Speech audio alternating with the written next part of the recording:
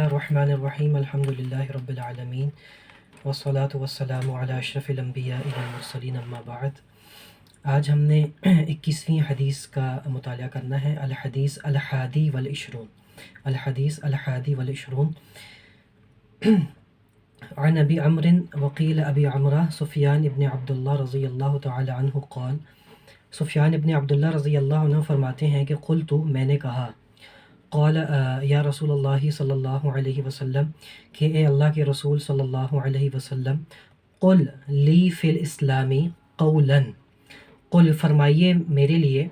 اسلام کے حوالے سے کوئی ایسی بات، لا اسأل عنہ احدا غیرک، کہ میں جو ہے اس کے وہ ایسی بات ہو، ایسی جامع بات ہو کہ مجھے کسی اور سے پوچھنے کی ضرورت نہ پڑے، یعنی ایسی جامع اور کامل بات ہو کہ مجھے کسی اور سے جو ہے نا وہ پوچھنے کی ضرورت نہ پڑے، ایسی بات مجھے بتائیں کہ میں کسی اور بندے کا محتاج ہی نہ رہوں کہ مجھے اسے پوچھنے کی ضرورت پڑے۔ تو اللہ کے رسول صلی اللہ علیہ وسلم نے بڑی ہی مختصر اور بڑی ہی جامع جو ہے وہ بات ارشاد فرمائی۔ اللہ کے رسول نے فرمایا، قل، کہو، آمنت باللہ، کہ میں اللہ کے اوپر ایمان لے کر آیا، ثم استقم، اور پھر اس کے اوپر استقامت اختیار کر لو۔ بس اتنی سی حدیث ہے، رواہ مسلم۔ قل آمنت باللہ، کہو کہ میں اللہ کے اوپر ایمان لے کر آیا، ثم استقم، اور پھر اس کے اوپر استقامت اختیار کر لو۔ یہ جتنی مختصر حدیث ہے اتنی ہی جامع حدیث ہے، اور میں سمجھتا ہوں کہ انسان کے لیے سب سے جو مشکل ہے اس دنیا کے اندر وہ ایمان کے اوپر استقامت اختیار کرنا ہے۔ پہلے ہی اس پہ بات کرنے کہ ایمان ہے کیا، جیسے کہ ہم پہلے پچھلی حدیث میں بھی ذکر کر چکے ہیں کہ ایمان ہے قول باللسان، یعنی زبان سے اقرار کرنا اللہ کی وحدانیت کا اور نبی کریم صلی اللہ علیہ وسلم کی رسالت کا، زبان سے اقرار کرنا۔ اور جب ہم زبان سے اقرار کرتے ہیں تو اس کے کچھ تقاضے ہیں جو ہم پر مرتب ہوتے ہیں، ان تقاضوں کو پورا کرنا، ٹھیک ہے۔ اور جو ہے اس کے بعد تصدیق بالقلب ہے کہ دل سے اس کی تصدیق ہونا، اور دل سے اس کی تصدیق جب ہوگی تو پھر تیسرا جو ایک اہم نتیجہ مرتب ہوتا ہے وہ ہے عمل بالجوارح، کہ آپ کے جو اعضاء ہیں اس سے اس کا عمل کا اظہار ہوتا ہے، یعنی جو آپ کے دل کے اندر ہے، آپ کے اعمال کے اوپر، آپ کی پرسنالٹی کے اوپر، آپ کی شخصیت کے اوپر اس کا اظہار ہوتا ہے۔ یہ ہے بنیادی طور پر ایمان۔ اور پھر اللہ کے رسول نے یہ جو بات فرمائی نا، ثم مستقم، میں کہتا ہوں کہ اگر یہ جتنی مختصر بات ہے اتنی ہی یہ مشکل بات ہے کہ ایمان کے اوپر استقامت اختیار کرنا، اور یہ اس کو کوئی نہ سمجھے کہ یہ بہت کوئی آسان بات ہے، بلکہ جو ہے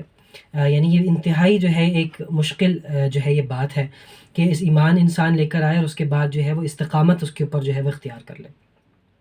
اور اس ایمان کے اوپر استقامت کا کیا مطلب ہے کہ ایمان کے جو تقاضے ہیں مرتے دم تک، جب تک آپ زندہ ہیں، جب تک آپ کی سانس میں سانس ہے، مرتے دم تک جو ہے آپ اس کے تقاضوں کو پورا کریں۔ اور اس فتنوں کے زمانے میں اس سے بڑھ کر کیا مشکل بات ہو سکتی ہے۔ انسان کو ہمیشہ اللہ تعالیٰ سے یہ دعا کرتے رہنا چاہیے اور دعا مانگتے رہنا چاہیے کہ اللہ اگر ہمیں کسی نیکی کے راستے پر چلا رہا ہے، ہم کسی نیکی کے راستے پر چل رہے ہیں، تو اللہ تعالیٰ ہمیں مرتے دم تک اس نیکی کے راستے پر چلنے کی توفیق عطا کرے، مرتے دم تک اس نیکی کے راستے پر اللہ تعالیٰ ہمیں چلائے رکھے۔ اللہ تعالیٰ سے دعا کرتے رہنا چاہیے۔ اور پھر اس کا نتیجہ کیا آتا ہے قرآن مجید میں، جیسے کہ آیت ہے سورہ الاحقاف میں کہ ان الذین قالوا ربنا اللہ، بے شک کہ جن لوگوں نے کہا کہ ہمارا رب جو ہے وہ اللہ ہے، ثم استقاموا، اور پھر اس کے اوپر استقامت اختیار کی، تتنزل علیہم الملائکہ، تو ان کے اوپر جو ہے فرشتے نازل ہوتے ہیں۔ اور یہ کب ہے؟ ظاہری بات ہے جب انسان مرتا ہے اور اللہ کے پاس حاضری ہوتی ہے، جب یہ پردے اس سے چاک ہوتے ہیں غیب کے، تو پھر جو ہے فرشتے جب انسان کو نظر آتے ہیں تو اللہ فرماتے ہیں کہ رحمت کے فرشتے ان کے اوپر نازل ہوتے ہیں، ان کو کہتے ہیں کہ اللہ تخافوا، کہ ڈرو مت، ولا تحزنوا، اور غم مت کرو، وابشروا بالجنت، اور جنت کی خوشخبری ہے تمہارے لیے، التی کنتم توعدون، کہ جس کا تم سے جو ہے وعدہ کیا جاتا تھا۔ تو یہ ہے کہ مرتے دم تک اللہ کی فرما برداری کے اوپر، اللہ کی اطاعت کے اوپر استقامت کا ہونا۔ اور یہ حدیث میں اکثر اپنے طلباء سے ذکر کرتا ہوں، پہلے بھی، کل بھی کر رہا تھا میں، کہ اللہ کے رسول صلی اللہ علیہ وسلم جو تھے اس دعا کی بہت کثرت کیا کرتے تھے کہ یا مقلب القلوب ثبت قلبی علی دینک، کہ اے دلوں کو پھیر دینے والے، میرے دل کو اپنے دین پہ ثابت قدم رکھ۔ میرے دل کو اپنے دین کے اوپر ثابت قدم رکھ۔ تو ام المؤمنین ام سلمہ رضی اللہ عنہا نے ان سے پوچھا کہ یا رسول اللہ، آپ تو سید الانبیاء ہیں، آپ یہ دعا اتنی کیوں کرتے ہیں؟ یعنی آپ کے دل سے بھی زیادہ کوئی ثابت قدم ہو سکتا ہے اسلام کے اوپر؟ تو اللہ کے رسول نے کیا فرمایا تھا کہ انسان کا جو دل ہے وہ اللہ کی 2 انگلیوں کے درمیان ہے، اللہ تعالیٰ جب چاہیں اس کو جو ہے وہ کسی بھی طرف پھیر دیں۔ اس لیے میں اللہ سے دعا مانگتا رہتا ہوں کہ اللہ تعالیٰ میرے دل کو جو ہے اسلام پہ ثابت قدم رکھے۔ تو یہ دیکھیں کہ یہ اللہ کے رسول کا حال ہے جب وہ اس دعا کی کتنی کثرت سے اہتمام کرتے تھے۔ اور قرآن کی یہ جو آیت ہے کہ ربنا لا تزغ قلوبنا بعد اذ ہدیتنا، کہ اللہ ہمارے دلوں میں کوئی جو ہے وہ ٹیڑھ نہ آ جائے بعد اس کے کہ تو نے ہمیں جو ہے وہ ہدایت عطا کر دی۔ تو کہ قرآن کی یہ آیات، یہ حدیث کی یہ احادیث کس بات کے اوپر بار بار ہمیں جو ہے وہ جگا رہی ہیں کہ ہم اللہ سے مانگتے رہیں، اللہ سے دعا کرتے رہیں بار بار کہ اللہ ہم لوگ بڑے کمزور ہیں، ہمیں نہیں پتہ کہ اگلا لمحہ ہمارا ایمان پر ہوگا کہ نہیں ہوگا۔ دیکھو نا، اتنا تو ہم سب لوگ ایکسپیرینس کرتے ہیں نا کہ جو ہمارا دل ہے، یہ دل کبھی عبادت کے اوپر آیا ہوتا ہے، کبھی کسی گناہ کے اوپر تلا ہوا ہوتا ہے، کبھی نماز کی طرف رغبت ہو رہی ہوتی ہے، کبھی نہیں ہو رہی ہوتی، کبھی تلاوت کی طرف رغبت ہو رہی ہے، کبھی نہیں ہو رہی، کبھی کسی غلط کام کا دل کر رہا ہے۔ یہ تو ہم ایکسپیرینس کرتے ہی ہیں نا۔ تو یہی وہ چیز ہے کہ کبھی انسان اتنا بھی بعض اوقات اپنی بدعمالیوں کی وجہ سے، اپنی غلط اعمال کی وجہ سے بعض اوقات اتنا بھی گر جاتا ہے کہ انسان کا ایمان بھی بعض اوقات اس کے ہاتھ سے نکل جاتا ہے۔ اس لیے اللہ کے رسول نے اس بات کی بہت تعلیم فرمائی ہے کہ اسلام لانے کے بعد یہ نہ ہو کہ بس جی اب تو ہم اسلام لے آئے تو بس جی بڑا ہم نے کوئی وہ کر لیا، اس پہ استقامت اختیار کرو۔ اور وہ استقامت کیسے ملے گی؟ اللہ سے مانگ مانگ کے ملے گی، اللہ سے رو رو کر ملے گی کہ مرتے دم تک اللہ ہمیں جو ہے نا اپنے دین کے اوپر استقامت عطا کرنا۔ وہ حدیث تو آپ لوگوں کو یاد ہوگی، ہم نے اسی سبق میں پچھلے دروس میں پڑھی تھی کہ بعض اوقات لوگ ایسے ہوتے ہیں کہ پوری زندگی جہنم والے اعمال کرتے رہتے ہیں، لیکن مرنے سے پہلے اللہ ان کو ایسی توبہ نصیب کرتا ہے کہ وہ ایسے توبہ ہو کر اور نیک ہو کر دنیا سے جاتے ہیں کہ ان سے بڑا کوئی ولی اللہ نہیں ہوتا۔ اور وہ حدیث بھی اسی حدیث میں ہم نے پڑھا تھا کہ بعض لوگ ایسے بھی ہوتے ہیں کہ پوری زندگی نیکی میں گزار دیتے ہیں، اپنی جوانیاں نیکی میں گزار دیتے ہیں، اپنی سب چیزیں جو ہے وہ نیکی میں گزار دیتے ہیں، لیکن بس مرتے وقت یا مرنے سے پہلے جو ہے کوئی ایسا ان کے اوپر وقت، کمزور وقت آتا ہے کہ وہ جو ہے کسی گناہوں کے کام میں لگ جاتے ہیں، کسی گمراہی کے اندر پڑ جاتے ہیں، اور پھر اسی پہ ان کا خاتمہ ہو جاتا ہے۔ تو اللہ کے رسول نے ایک اور حدیث میں کیا فرمایا کہ انما الاعمال بالخواتیم، کہ اعمال کا دار و مدار ان کے خاتمے پر ہے، کہ آپ کا خاتمہ کاؤنٹ کرتا ہے بیسیکلی۔ ٹھیک ہے، آپ کے باقی اعمال بھی اللہ تعالیٰ ان کو کنسیڈر کریں گے، لیکن خاتمہ آپ کا اگر کسی برائی پر ہوا ہے تو جس برے کام میں آپ برے کام کو کرتے ہوئے مرے ہیں، قیامت کے دن اسی برے کام میں اٹھائے جائیں گے۔ اس لیے اللہ سے دعا کیا کریں کہ اللہ تعالیٰ جب ہماری موت آئے، سب کو آنی ہے، تو ہم اچھا کام کر رہے ہوں، کوئی نیک کام کر رہے ہوں، اللہ سے ہم تلاوت کر رہے ہوں، ہم نماز پڑھ رہے ہوں، ہمیں شہادت کی موت اللہ عطا کرے، ہم جو ہے کوئی تلاوت کر رہے ہوں، ہم کوئی نماز پڑھ رہے ہوں، ہم کوئی دعا کر رہے ہوں، ہم ذکر و اذکار کر رہے ہوں۔ یہ نہ ہو کہ ہم جو ہے کوئی فلم دیکھتے ہوئے ہمیں موت آ جائے، ٹھیک ہے، یہ نہ ہو کہ ہمیں جو ہے کوئی ایسی حالت کے اندر موت آ جائے، ٹھیک ہے، موسیقی سنتے ہوئے ہمیں موت آ جائے۔ تو اللہ سے پناہ مانگنی چاہیے، اچھے اعمال کرتے رہنا چاہیے۔ اور بعض ہمارے اساتذہ تھے، ایک عجیب بات ہے، مختصر بیچ میں ویسے ضمن ذکر کر رہا ہوں، کوئی اس کا قرآن و حدیث سے براہ راست تعلق نہیں، لیکن ہمارے اساتذہ یہ ذکر کرتے تھے کہ بیت الخلاء میں بھی جاؤ نا، تو بعض لوگوں کی عادت ہوتی ہے کہ فضول میں بیت الخلاء میں جاتے ہیں تو فضول میں بس گانے گا رہے ہیں یا فضول میں جو ہے نا وقت گزار رہے ہیں، ٹھیک ہے نا۔ تو اللہ اساتذہ منع کرتے تھے کہ آپ بیت الخلاء جائیں تو فوراً جو ہے اپنی قضاء حاجت کے بعد فوراً واپس آئیں، کہ یہ نہ ہو کہ آپ کی وہاں پہ جو ہے موت آ جائے۔ اس حد تک نیک لوگ جو ہے وہ پناہ مانگتے تھے کہ اپنی ہر وقت اپنی جو حالت ہے نا اس کو ایسے رکھو پریزنٹیبل کہ اگر ابھی اس وقت اس لمحے مجھے موت آ جائے تو کیا میں اللہ کو منہ دکھا سکتا ہوں؟ اگر اس لمحے ابھی میں جو بیٹھا ہوں مجھے موت آ جائے تو کیا میں اس حالت میں ہوں کہ میں اللہ کو اپنے آپ کو پریزنٹ کر سکوں؟ کیا میں اس پریزنٹیبل فارم کے اندر ہوں کہ میں اللہ کو جو ہے وہ اللہ کے سامنے حاضر ہو سکوں؟ یہ جذبہ ہونا چاہیے۔ یہ کلیئر ہو گئی بات سب کو؟ الحمدللہ۔ تو یہ صحیح مسلم کی روایت تھی۔ اس کے بعد اگلی حدیث ہے الحدیث الثانی والعشرون، 22ویں حدیث ہے کہ عن ابی عبداللہ جابر ابن عبداللہ الانصاری رضی اللہ عنہ، جابر ابن عبداللہ رضی اللہ عنہ فرماتے ہیں کہ ان رجلا، ایک شخص نے سأل رسول اللہ صلی اللہ علیہ وسلم فقال، کہ ایک شخص نے نبی کریم صلی اللہ علیہ وسلم سے سوال کیا اور کہا کہ یا رسول اللہ صلی اللہ علیہ وسلم، آرأیتا، ابھی عربی والے طلبہ آرأیتا کا مطلب ہے ما رأیتم، یعنی آپ کی کیا رائے ہے، حمزہ جو ہے استفہام کا ہے یہاں پہ۔ آرأیتا، آپ کی کیا رائے ہے، اذا صلیت الصلوات، کہ اگر میں 5 فرض نمازیں پڑھوں صرف، اذا صلیت الصلوات المکتوبات، کہ اگر میں صرف 5 فرض نمازیں پڑھوں، وصمت رمضان، اور صرف جو ہے رمضان کے روزے رکھوں، وَأَحْلَلْتُ الْحَلَالَ وَحَرَّمْتُ الْحَرَامَ، اور جو چیزیں اللہ تعالیٰ نے حلال کی ہیں اس کو کروں، اور جن چیزوں کو اللہ تعالیٰ نے حرام فرمایا ان سے اجتناب کروں، وَلَمْ أَزِدْ عَلَى ذَلِكَ شَيْئًا، اور اس کے علاوہ کوئی بھی زیادہ کوئی نیک اعمال نہ کروں، ادخل الجنہ، کہ کیا میں جنت میں داخل ہو جاؤں گا؟ یعنی اس کے مراد یہ تھی اس بندے کی کہ میں صرف فرائض کو پورا کروں گا، نفلی چیزیں میں کچھ بھی نہیں کروں گا، یعنی نہ میں نفلی نماز پڑھوں گا، نہ میں نفلی روزے کروں گا، نہ میں کوئی نفلی حج زکوٰۃ صدقات کروں گا، بس جو فرائض ہیں میں وہ کروں گا، اور جو برائیاں ہیں ان سے بچوں گا جو اللہ تعالیٰ نے منع کیا، تو کیا اس کی اگر میں اتنا بھی کر لوں تو میں جنت میں داخل ہو جاؤں گا؟ تو اللہ کے رسول صلی اللہ علیہ وسلم نے فرمایا نعم، نعم کہتے ہیں جی، یس۔ تو قال واللہ، اس شخص نے کہا، صحابی نے کہا واللہ لا ازید علی ذلک شیئا، کہ میں اس سے زیادہ جو ہے کچھ بھی نہیں کروں گا۔ پھر اس کا مطلب ہے کہ میں جو ہے نا صرف فرائض کو پورا کروں گا، محرمات سے بچوں گا، اور اس کے علاوہ میں کچھ نہیں کروں گا۔ تو ایک دوسری روایت میں آتا ہے کہ اللہ کے رسول نے فرمایا کہ اگر تم کسی جنتی شخص کو دیکھنا چاہتے ہو تو اس شخص کو دیکھ لو۔ اس حدیث کا کیا مطلب ہے؟ اس حدیث میں نبی کریم صلی اللہ علیہ وسلم نے ایک منیمم ریکوائرمنٹ جو ہے وہ دین کی بتا دی ہے۔ میکسیمم کی تو کوئی انتہا نہیں نا، لیکن منیمم ریکوائرمنٹ ایک مسلمان کے لیے مطلوب کیا ہے؟ وہ یہ ہے کہ انسان جو ہے وہ فرائض، جتنی بھی فرائض ہیں، جتنے بھی اس کے اوبلیگیشنز ہیں، صرف یہاں پہ نماز کی بات نہیں، اور جتنی بھی اوبلیگیشنز ہیں ان کو پورا کرے، اور جتنی بھی محرمات ہیں، جتنی بھی چیزوں سے اللہ تعالیٰ نے منع فرمایا، چاہے وہ جس بھی تعلق سے ہیں، وہ مالی معاملات ہیں، وہ معاشرتی معاملات ہیں، وہ معاشی معاملات ہیں، وہ عبادت کے معاملات ہیں، جو بھی معاملات ہیں جن سے اللہ تعالیٰ نے یا اللہ کے رسول نے منع فرمایا ہے، اس سے جو ہے انسان بچتا ہے۔ تو یہ ایک منیمم ریکوائرمنٹ ہے کہ اللہ کی رضا حاصل کرنے کے لیے، باقی اس کی میکسیمم کی کوئی لمٹ نہیں۔ اس حدیث سے یہ نہیں استفاد ہوتا ہے، یا یہ نہیں آپ نے نتیجہ لے کے جانا ہے کہ بس ہم بھی اگر ہم نفلی کام کر رہے ہیں تو ہم وہ آج سے چھوڑ دیں گے اور بس ہم بس فرائض ہی پر اقناعت کریں گے۔ نہیں، جو نفلی کر رہے ہیں تو اس کے اندر اور زیادتی کرنی چاہیے، کیونکہ نوافل کے اوپر تو اور بہت ساری احادیث ہیں نا جو اس کی ترغیب دلاتی ہیں، اس پہ فضائل ہیں، وہ ساری چیزیں۔ لیکن اس حدیث میں اللہ تعالیٰ نے ان لوگوں کے لیے ایک منیمم ریکوائرمنٹ جو ہے وہ بتا دی کہ منیمم ریکوائرمنٹ کیا ہے۔ یہ اکثر لوگ سوال کرتے ہیں نا، جب لوگ بالفرض نیا اسلام مطلب تازہ اسلام قبول کرتے ہیں، تو آپ اگر ان کو شروع سے ہی بتا دیں کہ یہ بھی کرنا ہے، یہ بھی کرنا ہے، یہ بھی کرنا ہے، اور فلانی نمازیں بھی ہوتی ہیں، اور یہ بھی کرنا ہے، اور برقع بھی وہ افغانی برقع پہننا ہے، اور یہ کرنا ہے وہ کرنا ہے، تو وہ پہلے بیچارے ڈر جائیں۔ تو ایک منیمم اس حدیث سے گویا کہ ثابت ہوتا ہے کہ جب بھی کسی کو دین کی طرف لے کر آئیں یا اس کو اسلام کی طرف لے کر آئیں، تو ایک منیمم ریکوائرمنٹ یعنی منیمم سے جو ہے اس کو جو ہے آپ آغاز کریں، اور پھر جو ہے آہستہ آہستہ سے جو ہے آگے کی طرف جو ہے اس کو لے کر جائیں۔ باقی نوافل کی اگر پہ بات کی جائے تو بہت ساری روایات ہیں۔ اللہ کے رسول سب سے جو اس کی بڑی ایک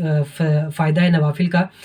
کہ اللہ کے رسول نے فرمایا کہ تمہارے جو فرائض کے اندر جو کمی کوتاہیاں رہ جاتی ہیں نا، یعنی ہمارے فرائض کے اندر جو کمیاں اور کوتاہیاں رہ جاتی ہیں، تو ہمارے نوافل کے ذریعے سے یہ کمی کوتاہیاں پوری ہوتی ہیں۔ اس سے بڑھ کر ہمیں کوئی بھی یہ دعویٰ نہیں کر سکتا کہ ہمارے جو فرائض ہیں وہ مکمل ہیں، یا ہمارے جو فرائض ہیں اس میں کوئی کمی کوتاہی نہیں۔ ہماری نمازوں میں بھی کمی ہے، ہمارے روزوں میں بھی، ہمارے صدقات خیرات ہر چیز میں، اور دیگر بھی جو ہم نیک اعمال کرتے ہیں ان میں کمیاں کوتاہیاں رہ جاتی ہیں۔ تو نوافل کی اس سے بڑی اور کیا فضیلت ہوگی کہ ہمارے فرائض کو یہ پورا کرنے والی۔ یہ بھی صحیح مسلم کی روایت ہے۔ میں آپ لوگوں کے سوال جو ہے انشاءاللہ آخر میں سنتا ہوں، ٹھیک ہے؟ الحدیث الثالث والعشرون، 23ویں حدیث، کہ عن ابی مالک الحارث بن عاصم الاشعری رضی اللہ عنہ قال، حارث بن عاصم فرماتے ہیں کہ قال رسول اللہ صلی اللہ علیہ وسلم، کہ اللہ کے رسول صلی اللہ علیہ وسلم نے ارشاد فرمایا، الطہور شطر الایمان، کہ پاکیزگی یا صفائی جو ہے وہ نصف ایمان ہے، والحمد للہ تملأ المیزان، اور یہ جو کلمہ ہے نا الحمدللہ، الحمدللہ، یہ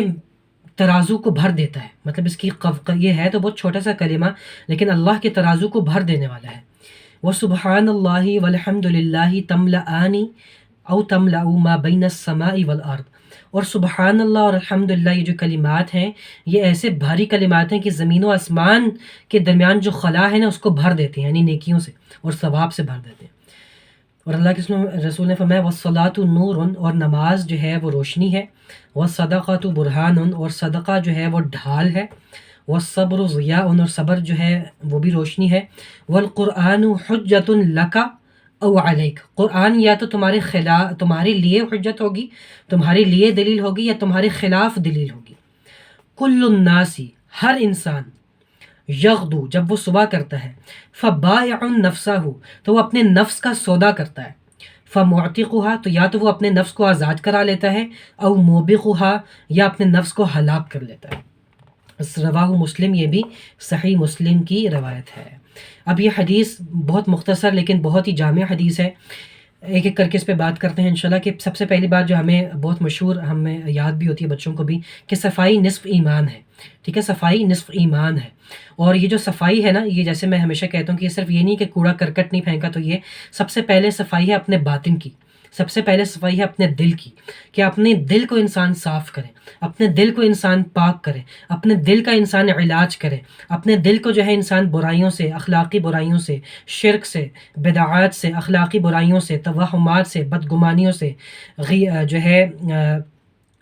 یعنی نفرت سے، بغض سے، عداوت سے، ان چیزوں سے اپنے دل کو جو ہے وہ پاک کرے، صفائی کرے، اپنے دل کی طہارت، دل کو جو ہے وہ طاہر کرے۔ تو یہ ایک سب سے بڑی، جو ہم اس دل کی صفائی سے آج جو ہے نا وہ محروم بھی ہیں، اور دل کی صفائی کو ہم مطلب سمجھتے نہیں کہ یہ بھی کوئی چیز ہوتی ہے۔ تو اب سب سے پہلے اپنے دل کی صفائی کرے، پھر اپنی ظاہری صفائی ہونی چاہیے، یعنی ہمیشہ جو ہے لباس جو ہے وہ صاف ہو ستھرا ہو۔ پھر ایک مومن کے لیے ہمیشہ اس کو چاہیے کہ خاتون ہے یا مرد ہے، ہمیشہ اس کو چاہیے کہ وہ حالت وضو کے اندر رہے۔ یہ بات میں اکثر اپنے بات بہت دہراتا ہوں کہ وضو کے بغیر جو ہے وہ نہیں رہنا چاہیے، حالت وضو کے اندر ہمیشہ کوشش کریں کہ حالت وضو کے اندر جو ہے وہ رہیں۔ جب انسان حالت وضو کے اندر ہوتا ہے تو نہ اس کے پاس جن آ سکتا ہے، نہ اس کے پاس شیطان آ سکتا ہے، اور وہ اللہ کے حصار میں ہوتا ہے، ٹھیک ہے۔ یہ جو مطلب یعنی یہ جو ہے نا، یہ میں وہ بات کیا کہوں کہ یہ جو جادو اور اس طرح کے جو معاملات ہوتے ہیں، یہ اس طرح کی جو یہ چیزیں شیطان اور یہ چیزیں ہوتی ہیں، یہ خواتین پہ زیادہ ہوتی ہیں، یہ خواتین کے ساتھ زیادہ، کیونکہ ان کے اوپر ایک دور گزرتا ہے ناپاکی کا، تو اس حالت میں وہ جو یہ ظاہر ہے وہ پاکیزگی اس طرح سے نہیں ہوتی، اس لیے اس حالت میں بھی جتنی پاکیزگی ممکن ہو سکے آپ کے ہاتھ میں وہ ضرور کرنی چاہیے، صاف ستھرا لباس ہو، صاف صفائی کا اہتمام ہو۔ اس کے علاوہ جو پاک حالت ہے اس میں وضو کی حالت ہو، یہ شیاطین، جنات اور یہ جو چیزیں ہیں، ان کو اس سے یہ جنات جو ہے یا شیاطین جو ہیں یہ بہت اس سے دور بھاگتے ہیں، ٹھیک ہے، کہ اس حالت میں جب انسان ہوتا ہے۔ اس کے علاوہ جو ہے اپنے ارد گرد، آپ دیکھیں نا جن شہروں میں مطلب ہم لوگ رہتے ہیں جہاں پہ گندگی زیادہ ہوتی ہے، اللہ معاف کرے، ہم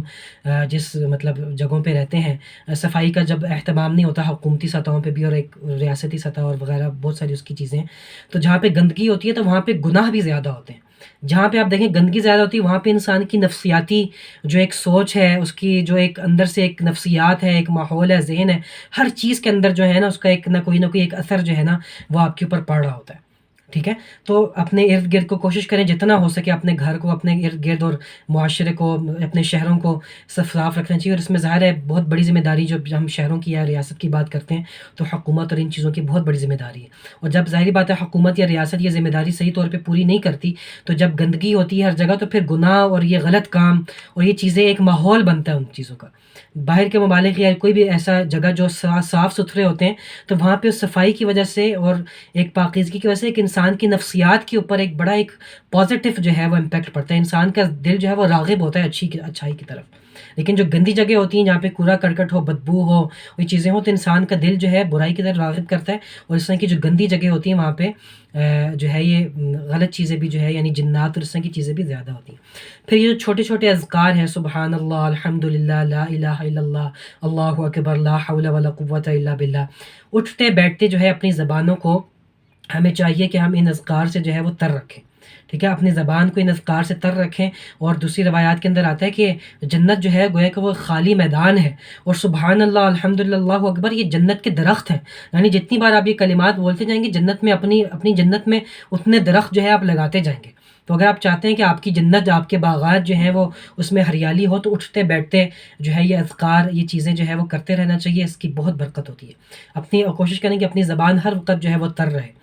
درود شریف سے، استغفار سے، اذکار سے۔ اور اس کے علاوہ بھی اذکار کو میں نے کہا ہوا کہ متعین کر کے جو ہے وہ پڑھا گیا۔ متعین سے مراد یہ نہیں کہ کوئی خاص عدد متعین کر لیں، ایک ویسے اپنی نفس کے لیے، اپنی ایکٹیویٹی کے لیے ٹارگٹ متعین کریں کہ مثال کے طور پہ آج میں مثال کے طور پہ 100 بار استغفار کروں گی، 200 بار کروں گی، تو کوئی اس میں عدد کے اندر کوئی خاصیت نہیں ہے۔ ویسے اپنی ایکٹیویٹی کے لیے کہ آپ جب عدد متعین کرتے ہیں نا تو پھر ذرا ایک مواظبت آتی ہے اس کے اندر،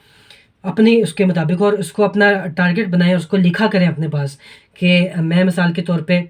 میں نے ٹارگیٹ ہے میرا کہ میں 100 بار روزانہ درود شریف پڑھوں گی، 100 بار روزانہ استغفار کروں گی، 100 بار روزانہ لا الہ الا اللہ پڑھوں گی، اس کو لکھیں اور پھر روزانہ اس کو ٹک کریں کہ ہاں میں نے آج کا ٹارگیٹ پورا کیا ہے کہ نہیں کیا، ہاں آج میں نے اتنے اذکار کیے ہیں کہ نہیں کیے، آج میں نے صبح و شام کے اذکار کیے ہیں کہ نہیں کیے، آج میں نے تلاوت، اس کو لکھا کریں۔ یہ لکھنے سے جو ہے نا بہت زیادہ مواظبت و مداومت آتی ہے۔ بعض علماء اساتذہ کا تو یہ بھی طریقہ ہے کہ وہ پھر اپنے جو طلباء ہوتے ہیں ان سے چیک بھی کرتے ہیں کہ بھئی آپ نے کیا لکھا ہے اور آپ کا کیا جو ہے وہ معاملہ ہے۔ بہرحال اپنی استطاعت کے مطابق اس کو لکھیں، خود بے شک دیکھ لیں، اپنے کسی خاتون ہے تو اپنے شوہر کو دکھا دیں، شوہر ہے اپنی بیوی کو دکھا دیں، بچے ہیں اپنے ماں باپ کو دکھا دیں۔ اس سے یہ ہے کہ ایک تربیت کا ایک طریقہ ہے، یہ اس سے مواظبت آتی ہے، اس سے ایک ذرا کنٹینیوٹی آتی ہے، اس سے ایک تربیت کی اس کے اندر یہ حصہ ہے۔ باقی کوئی اس میں کوئی ضروری نہیں ہے کہ آپ کسی کو دکھائیں، ایک تربیت کے پوائنٹ آف ویو سے بات کی۔ اس کے بعد نماز جو ہے وہ روشنی ہے، اس پہ جتنی بات کریں کم ہے کہ اللہ قرآن میں ایک آیت سے بس اس کو آگے پھر چلتے ہیں کہ ان الصلاۃ تنہی عن الفحشاء والمنکر، کہ بے شک کہ نماز جو ہے وہ بے حیائی سے اور برائی سے روکتی ہے۔ تو آپ کی نماز ایسی ہو کہ آپ کو بے حیائی سے اور برائی سے روکنے والی ہو۔ ٹھیک ہے، یہ نہ ہو کہ نماز پڑھ کے بھی وہی برے اعمال اور وہی چیزیں رہیں، تو پھر ایسی نماز کا یقیناً کوئی اس طرح سے فائدہ تو ہے، یہ تو میں نہیں کہوں گا کہ فائدہ نہیں ہے، لیکن پورا فائدہ تب ہوگا کہ جب آپ نماز کی روشنی کو حاصل کریں۔ وَالصَّدَقَةُ بُرْهَانٌ، اور دوسری روایت میں آتا ہے کہ صدقہ جو ہے کہ بلاؤں کو ٹالتی ہے، یہ بھی صحیح حدیث ہے کہ جو آپ کے صدقہ خیرات ہوتے ہیں یہ بلاؤں کو ٹالتی ہے، مشکلات کو ٹالتی ہے۔ تو صدقہ صرف یہ نہیں ہے کہ جو ہے نا وہ ہمارے ہاں جو رائج کہ کووں کو گوشت ڈالنا ہے پھر ہی کوئی ہوتا ہے، یا بکرا ہی ذبح کریں گے تبھی وہ صدقہ ہے۔ اس کی بھی عادت ہونی چاہیے اور مزاج ہونا چاہیے کہ روزانہ کی بنیاد کے اوپر ہم کچھ نہ کچھ ضرور صدقہ کریں۔ کوئی ایک روٹی کسی غریب خواتین ایسے گھر میں کوئی روٹی، غریب آتا ہے فقیر آتے ہیں، کوئی روٹی اس کو دے دیں، کوئی سالن دے دیں، کوئی 10-20 روپے، مرد حضرات ہیں جیسے مسجد جاتے ہیں تو کوشش کریں روزانہ کی بنیاد پہ 10 20 30 40 50 100 روپے جتنی استطاعت ہے کچھ نہ کچھ روزانہ کی بنیاد پہ صدقہ کریں، اور اس کو بھی لکھا کریں اپنے پاس کہ میں نے منڈے کو اتنا صدقہ کیا اپنی تربیت کے لیے، اور کوشش کریں کہ روزانہ کی بنیاد پہ میں کچھ نہ کچھ جو ہے وہ ضرور اللہ کی ہاں صدقہ، چاہے بے شک 10 روپے کریں۔ تو یہ کیا ہوتا ہے، برائیوں کو اور جو آفات کو، مصیبتوں کو، ناگہانی آفات، ان چیزوں کو جو ہے وہ ٹالتی ہے۔ اور صبر و ضیاء، کہ صبر جو ہے وہ روشنی ہے،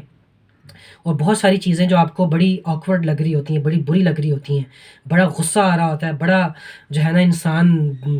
جو ہے وہ تنگ ہو رہا ہوتا ہے، تو جب صبر کرتا ہے تو صبر سے جو ہے انسان کے مسائل حل ہوتے ہیں۔ ٹھیک ہے، والقرآن حجت لک او علیک، یہ بہت مطلب اس پیاری ایک اس کے اندر بات ہے کہ قرآن مجید یا تو تمہارے خلاف حجت ہوگا یا تمہارے لیے حجت ہوگا۔ اگر اس قرآن کو آپ نے پڑھا نہیں، اس قرآن کو آپ نے سمجھا نہیں، اس قرآن کے مطابق آپ نے اپنی زندگی میں عمل نہیں کیا، تو یہ قرآن قیامت کے دن اللہ سے شکایت کرے گا، کہ جیسے قرآن میں آتا بھی ہے کہ امت مسلمہ کے بارے میں قرآن شکایت کرے گا اور کہے گا کہ اللہ اس امت نے جو ہے مجھے چھوڑ دیا تھا، اس امت نے جو ہے مجھ پر عمل نہیں کیا، اس امت نے مجھے سمجھنے کی کوشش نہیں کی۔ تو قرآن کی یہ حقوق ہیں کہ قرآن کی تلاوت کی جائے، قرآن کو سمجھا جائے، قرآن کے اوپر عمل کیا جائے، اور قرآن کا پیغام دوسرے لوگوں تک پہنچایا جائے، اور قرآن کے نظام کو اللہ کی زمین کے اوپر قائم کیا جائے۔ یہ 5 حقوق ہیں قرآن مجید کے۔ تو آپ میں سے ہر شخص چاہے وہ ڈاکٹر ہے، چاہے وہ انجینئر ہے، چاہے وہ فوج میں ہے، چاہے وہ استاد ہے، چاہے وہ طالب علم ہے، اس کو یہ دیکھنا چاہیے کہ کیا میں اس قرآن کے 5 کے جو حقوق ہیں کتنی حد تک میں ان حقوق کو پورا کروں۔ میں قرآن کی تلاوت کرتا ہوں، میں قرآن کو سمجھنے کی کوشش کرتا ہوں، میں قرآن پہ عمل کرنے کی کوشش کرتا ہوں، میں قرآن کا پیغام دوسروں کو پہنچاتا ہوں، اور قرآن کا نظام قائم کرنے کے لیے میں کیا اپنی جو ہے عملی طور پہ جد و جہد کر رہا ہوں، اب جو بھی میرے ہاتھ میں ہے، جو بھی میری استطاعت میں ہے، کیا میں اس کے لیے لوگوں کو بتا رہا ہوں، اپنی زبان استعمال کر رہا ہوں، اپنے قلم استعمال کر رہا ہوں، اپنی توانائیاں استعمال کر رہا ہوں، اپنا مال و دولت استعمال کر رہا ہوں، کیا کر رہا ہوں میں؟ تو قرآن کے نظام کو قائم کرنے کے یہ بھی قرآن مجید کا حق ہے۔ تو جب یہ آپ کریں گے تو قرآن آپ کی شفاعت کرے گا قیامت کے دن، قرآن آپ کی سفارش کرے گا، قرآن اللہ سے آپ کی بخشش کروائے گا۔ جیسے دوسری روایات میں آتے ہیں نا کہ جو سونے سے پہلے سورہ ملک پڑھتا ہے تو اس کو قبر کا عذاب نہیں پہنچنے دے گی سورہ ملک، کیونکہ اس کی ڈھال بن جائے گی، اور قرآن مجید کی جو ہے وہ سفارش کرے کہ اللہ مجھے تلاوت کرتا تھا، اس کو آپ عذاب نہ دیں، بلکہ یہاں تک کہ حدیث میں الفاظ آتے ہیں کہ اللہ سے جھگڑا کرے گا قرآن، یعنی وہی مطلب ہے کہ اللہ سے پورا اپنا جو ہے وہ سفارش کرے گا، اور یہ اللہ کی اجازت سے ہوگا، یعنی اللہ سے کوئی جھگڑا یا کوئی سفارش نہیں کر سکتا۔ یہ تو اللہ تعالیٰ نے ایک دکھایا ہے نا لوگوں کو کہ دیکھو میں قرآن کا حق ادا کرو گے تو میں تمہارے اوپر کیا انعام کرتا ہوں۔ تو یہ اللہ کی اجازت سے جو ہے وہ قرآن مجید اللہ سے سفارش کرے گا، اللہ سے شفاعت کرے گا۔ قیامت کے دن. اور کل الناس یغدو فبائع نفسہ، ہر انسان کی جب صبح ہوتی ہے نا تو وہ اپنے نفس کا سودا کرتا ہے. تو یا تو اپنے نفس کو وہ آزاد کرا لیتا ہے یا اپنے نفس کو ہلاک کر لیتا ہے. کیا مطلب؟ جب بھی ہم صبح ہوتی ہے ہماری تو اگر تو ہم اپنی زندگی، اپنی صبح کو، اپنی سارے معاملات کو اللہ کی مرضی کے مطابق کرتے ہیں تو گویا کہ ہم اپنے نفس کو جو ہے وہ اللہ کی ناراضگی سے آزاد کرا لیتے ہیں، اللہ کی سختی سے آزاد کرا لیتے ہیں. لیکن اگر ہماری زندگی روزانہ کی بنیاد کے اوپر ایسی ڈگر کے اوپر چل رہی ہے کہ ہم روزانہ اللہ سے قریب ہونے کے بجائے اللہ سے دور ہو رہے ہیں تو گویا کہ ہم اپنے نفس کو ہلاک کر رہے ہیں، اپنے نفس کو ہلاکت میں مبتلا کر رہے ہیں. اور ہر انسان کو ہم میں سے اپنا جائزہ لینا چاہیے کہ ہماری زندگی کس ڈگر پہ چل رہی ہے. ہر آنے والا دن ہماری عمر جیسے جیسے بڑھ رہی ہے، کیا ہم اللہ کے قریب ہو رہے ہیں یا اللہ سے دور ہو رہے ہیں؟ کیا ہماری نیکیوں میں اضافہ ہوتا ہے یا ہمارے گناہوں میں اضافہ ہوتا ہے؟ تو ان تمام چیزوں کا ہمیں اپنے جائزہ لینا چاہیے. محاسبہ نفس کا، اپنے نفس کا جو ہے محاسبہ جو ہے وہ ہمیں کرتے رہنا چاہیے کہ ہم لوگ کہاں کھڑے ہیں اور ہمارے شب و روز، صبح و شام جو ہے وہ کہاں گزر رہی ہیں. اللہ تعالیٰ عمل کرنے کی توفیق عطا فرمائے. وما علینا الا البلاغ المبین.